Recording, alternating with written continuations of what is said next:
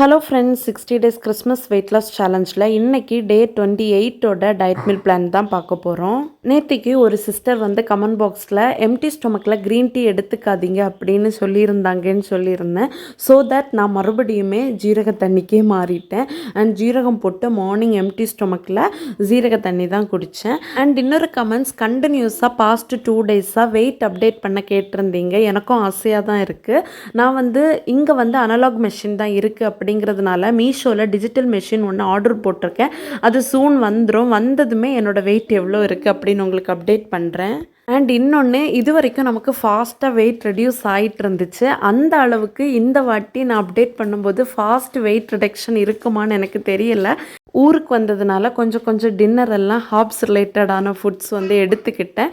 So பாப்பா நம்ம wait பண்ணி பார்க்கலாம். அண்ட் இன்றைக்கி ஃபர்ஸ்ட் மீலாக மார்னிங் வந்து ஒரே ஒரு ஆரஞ்சு பழம் எடுத்துக்கிட்டேன்.